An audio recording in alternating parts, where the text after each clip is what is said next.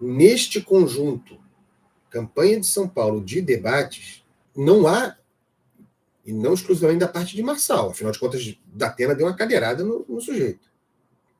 Só um exemplo. Não há a identificação do outro como um adversário legítimo, como um participante ali, com representação, com votos, com partido. E é evidente que o grande motor, o grande agente para o esfacelamento do debate nesta jornada é Pablo Marçal. Repito, aquele que veio nos punir. Eu estou muito punido, tanto que eu não vejo mais. Eu gosto e não vejo mais o troço. Pablo Marçal, declaradamente, pede o voto das pessoas, e eu já vou entrar na exaustão de Marçal. Pablo Marçal, e os debates deixam isso claro, ele pede voto em nome de uma projeção imediata, no dia 6 de outubro, da punição dos adversários, da punição da política, da atividade política, dos partidos políticos. E pede isso entregando. Não é que esteja prometendo punir a política, o sistema, o establishment, uma vez eleito. Ele promete continuar fazendo isso, para satisfação imediata, mas ele já entrega antes. A rigor, ele é o candidato que entrega a sua promessa antes da eleição, antes da posse. Ele entrega imediatamente. O Ricardo Nunes é o prefeito, e, no entanto, polariza com o Marçal. Entrou nesse jogo. Quem não imaginava que aquilo pudesse acontecer em algum grau? A rigor, a gente poderia imaginar que os caras trocassem socos. Os candidatos foram os assessores. Nesse debate, mas ainda tem outros pela frente, meu Deus do céu. São 12 dias de debate. Eu repito aqui, não sou a favor do debate, todo mundo tem que organizar, quem quiser organizar, que organize e tal. Eu, se eu fosse candidato, talvez não fosse mais o debate. Que me parece contraproducente para a lógica da campanha e, havendo isso que eu tenho chamado de exaustão do debate, exaure as imagens de todos. Todos. Inclusive os que dizem legitimamente e honestamente que estão lá para apresentar ideias, mas que participam do circo. Tem uma questão paradoxal aí, sobre organização de debates, sobre ida a debate e sobre o futuro dos debates. Eu não faço aposta, aprendi a não fazer previsão, e tampouco me interessa fazer, mas se algo eu pudesse projetar no futuro, é uma revisão de debate no Brasil. Tanto de formato, e talvez a gente caminhe para um formato ainda mais engessado em função da ruptura dos limites de respeito, de reconhecimento. Respeito no sentido de que você pode desprezar o cara, achar tudo de ruim dele, mas você identifica ele como um adversário legítimo, isso é uma condição sine qua non para que o debate exista. Rompido essa linha de corte do respeito à política, ainda que você não tenha no futuro, na próxima eleição, alguém como o Marçal, acho que como consequência desse processo, esse conjunto de debates paulistanos, teremos, por prevenção, a piora dos debates, cada vez regras mais frouxas.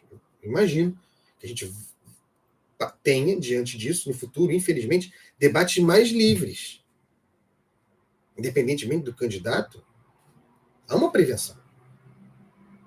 Se num debate alguém com a experiência de José Luiz da Atena, 50 anos de televisão, desequilibrando-se a ponto de agredir o outro, diante dessa circunstância, do que se pode acontecer, refluxo geral nos debates, tanto nas regras, para se tornarem mais frias, com menos embates entre os candidatos, e o ideal seria que embate de ideias, o ideal é que fosse mais e menos debates com o tempo.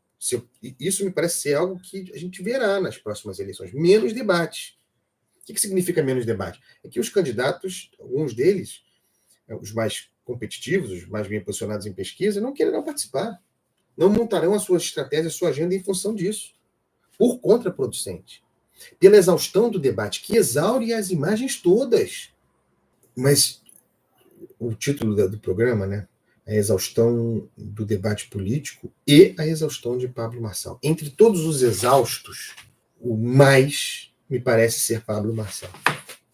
E aí, não tenho nenhuma informação, não sei do check-up do candidato, mas ele me parece fisicamente abatido. Ficará bravo porque como é que é? Triatleta, não é Ironman e tal. Mas me parece sem fôlego para a corrida.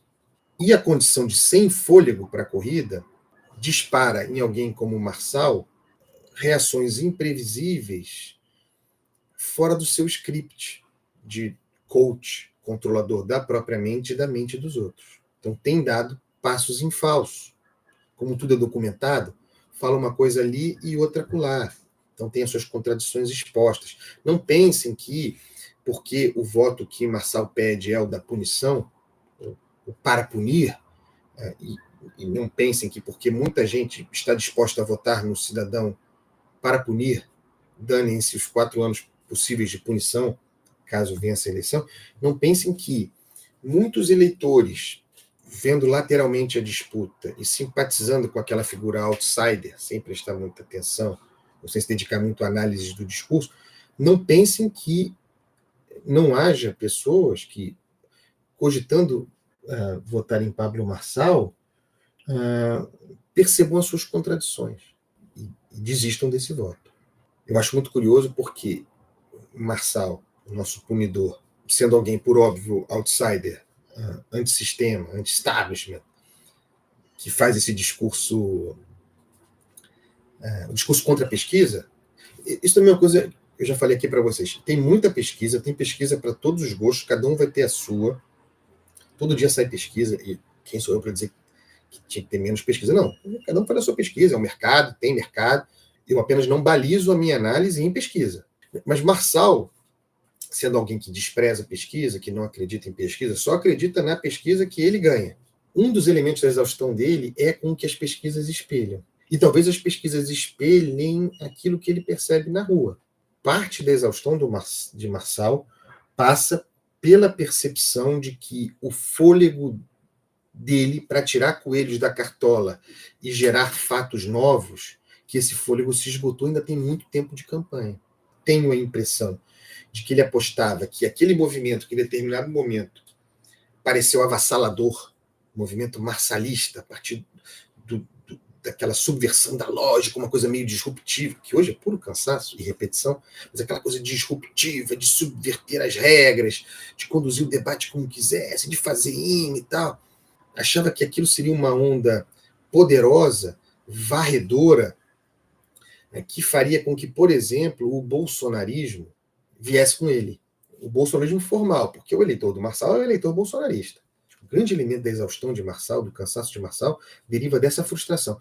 Ele achava que seria irresistível que, por exemplo, Bolsonaro fosse largar Nunes e transformaria ele numa eleição incontornável. Isso não aconteceu.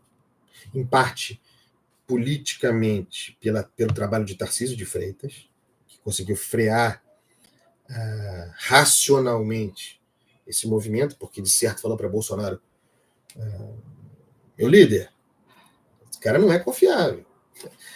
Para Bolsonaro considerar alguém não confiável, o cara tem que ser muito inconfiável. Né? Se a campanha fosse curta, ou mais curta, talvez fosse diferente, mas, em certo sentido, Marçal queimou a largada, e obviamente queimou a largada porque superestimou os seus recursos discursivos, os seus discursos de prender a atenção, de cativar, de surpreender. Então nós estamos aí há algo como 2 semanas passadas, e mais quase isso pela frente, de repetição de truques. Andreasa, você está dizendo que o Marçal não vai ganhar a eleição? Sei lá, vai ganhar a eleição. Sei lá se as pesquisas espelham o voto exatamente. Sei lá se um voto subterrâneo de revolta, que é o voto pelo qual o Marçal clama, se esse voto se mobilizará.